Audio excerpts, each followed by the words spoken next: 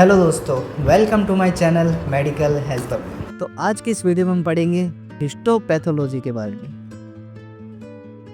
Histopathology क्या होता है? हिस्टोपैथोलॉजी, हिस्टो यानी टिश्यू एंड पैथो यानी किसी भी ऑर्गन में डिजीज हो गई तो उसे हम बोलते हैं पैथो, और लॉजी यानी उसके बारे में स्टडी, यानी कोई भी टिश्यू हो गया, टिश्यू के अंदर कोई भी डिजीज है उसकी स्टडी हम करते हैं, तो उसकी स्टडी हम करते हैं हिस्टोपैथोलॉजी पर। सबसे पहले हम पढ़ते हैं हिस्टोपैथोलॉजी के अंदर क्या क्या स्टेप्स होते हैं। तो सबसे पहले आता है रिसीव सैंपल, यानी सैंपल को हम कैसे रिसीव करते हैं, उसकी कैसे लेबलिंग करते हैं। सेकंड होता है ग्रॉस एग्जामिनेशन। थर्ड आता है टिश्यू फिक्सेशन। चौथा आता है टिश्यू प्रोसेसिंग। पांचवा आता है टिश्यू इम्बेडिंग। छठा आता है माइक्रोटोमी। सातवां आता है स्टेनिंग और आठवां आता है माउंटिंग। तो ये सारे स्टेप रहेंगे हमारे हिस्टोपैथोलॉजी के अंदर। तो चलो हम पढ़ते हैं हम इनको एक एक करके। सबसे पहले रिसीव सैंपल। जो भी सैंपल आता है तो वो दो टाइप से आता है, इन टू फॉर्म। ऑटोप्सी यानी सैंपल थ्रू डेड बॉडी, यानी कोई भी डेड बॉडी से कोई भी सैंपल आया तो उसे हम काउंट करते हैं ऑटोप्सी में। और जो बायोप्सी यानी कोई भी लिविंग बॉडी है, सैंपल थ्रू लिविंग बॉडी, यानी कोई भी ऑपरेशन वगैरह चल रहा है उस टाइम से हम कोई भी बॉडी से कोई पार्ट निकालते हैं और उसकी स्टडी हम करना चाहते हैं तो उसकी स्टडी को हम बोलते हैं बायोप्सी। नेक्स्ट स्टेप आता है अपना ग्रॉस एग्जामिनेशन। ग्रॉस एग्जामिनेशन में हम क्या करते हैं, जो टिश्यू आया हमारे पास उसको हम केयरफुली एग्जामिन करते हैं एंड बाद में उसको हम कट करते हैं टिश्यू सेक्शन के अंदर और फिर उसको हम डायग्नोस करते हैं, तो इसे हम कहते हैं ग्रॉस एग्जामिनेशन, जैसे कि इस वीडियो में दिखाया गया।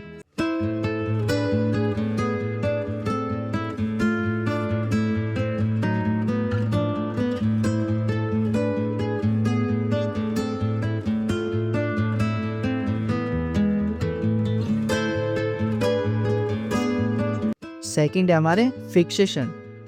फिक्सेशन किस में होता है? सबसे मेजर यूज लिया जाने वाला फिक्सेटिव है 10% फॉर्मेलिन।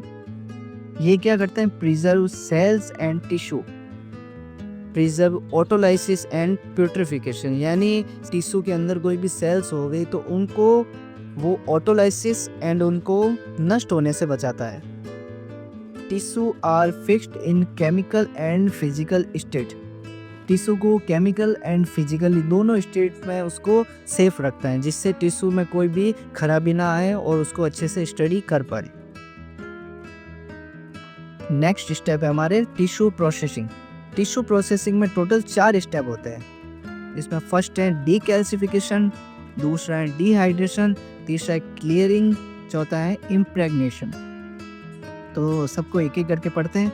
डीकैल्सिफिकेशन यानी remove calcium from tissue for cut easily, यानी डीकैल्सिफिकेशन यानी कोई भी हमारा टिश्यू आ गया जो बोनी पार्ट है तो उसको कट करने के लिए उसके अंदर जो बोनी स्ट्रक्चर है उसको हमें डिसॉल्व करना पड़ता है, उसके बाद में हम उसको इजीली कट कर सकते हैं, यानी रिमूव बोनी पार्ट। जब हम उसके अंदर से बोनी पार्ट को हटा देते हैं उसके बाद हम उसका करते हैं डिहाइड्रेशन। डिहाइड्रेशन यानी उसके अंदर टिश्यू के अंदर जो भी पानी वगैरह है उस सभी को हम बाहर निकाल दें। उसके लिए हम यूज लेते हैं एसीटोन और इथाइल एल्कोहल। इसके अंदर क्या होता है? 6 जार होते हैं, 70% एल्कोहल होता है, 80% एल्कोहल होता है, 90% एल्कोहल होता है, फिर 100% के 3 जार होते हैं। उसके बाद में उसको बाहर निकाला जाता है और उसको हम डालते हैं क्लियरिंग एजेंट में, यानी जाइलिन में, जो हमारा थर्ड स्टेप है clearing. Xylene are used 3 jar in automatic tissue processing machine। जो ऑटोमेटिक टिश्यू प्रोसेसिंग मशीन होती है उसके अंदर जाइलिन के 3 जार होते हैं, उसके अंदर एक एक करके टिश्यू कैसेट को डाला जाता है। क्लियरिंग हम इसलिए करते हैं क्योंकि उसके अंदर जो भी अल्कोहल बचा हुआ होता है उस अल्कोहल को बाहर निकालने के लिए हम जाइलिन का यूज लेते हैं, जिस स्टेप को अपन कहते हैं क्लियरिंग। चौथा स्टेप है अपना इम्प्रेग्नेशन। इम्प्रेगनेशन में क्या करते हैं, जो जाइलिन उसके अंदर स्टोर होता है उस जाइलिन को बाहर निकालने के लिए, और जो भी अल्कोहल उसके अंदर प्रेजेंट है या फिर उसके अंदर जो पानी प्रेजेंट है, इन तीनों प्रोडक्ट को बाहर निकालने के लिए अब इम्प्रेगनेशन का यूज किया जाता है। इम्प्रेगनेशन में होता है सोडियम सिलिकेट आर यूज्ड। इसके टोटल 2 जार होते हैं और ये कहता है clear the tissue from water and alcohol. तो ये है हमारा टिश्यू प्रोसेसिंग।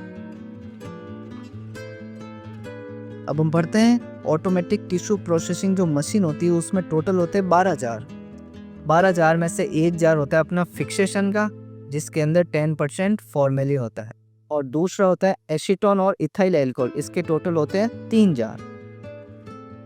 3 जार हो गए। और उसके बाद में थर्ड है एसीटोन और इथाइल अल्कोहल, इसके भी 100% के 3 जार होते हैं। फिर जाइलिन के होते हैं 3 जार। उसके बाद है सोडियम सिलिकेट और ग्लास वाटर, उसके होते हैं 2 जार। तो टोटल हो गए टोटल हो जाते हैं अपने 12 जार।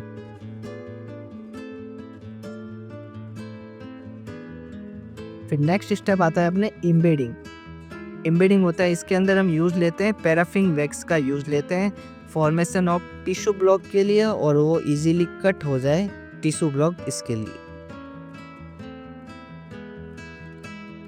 जिसको इस वीडियो में शो किया गया है।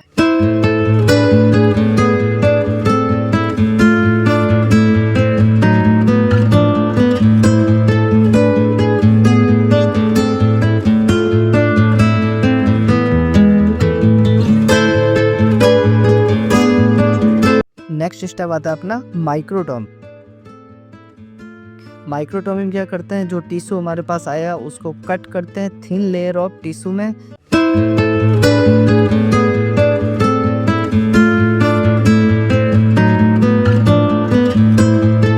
उसके बाद हम करते हैं HNE स्टेन।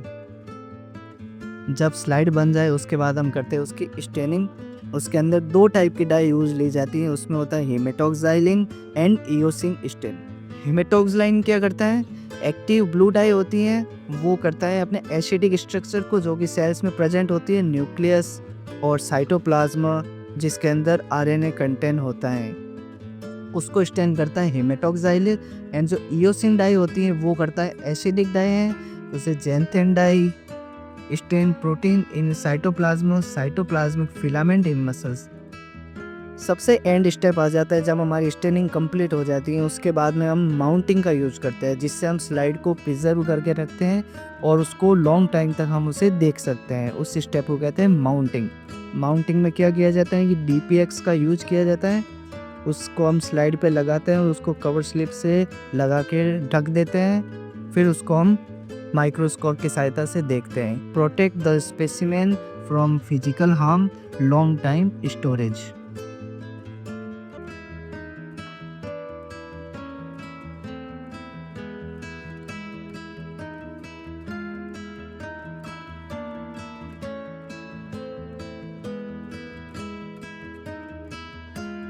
यदि वीडियो पसंद आए तो वीडियो को लाइक करना, चैनल को सब्सक्राइब करना। यदि ऐसी वीडियो को देखते रहना चाहते हो तो बेल आइकन भी दबा देगा।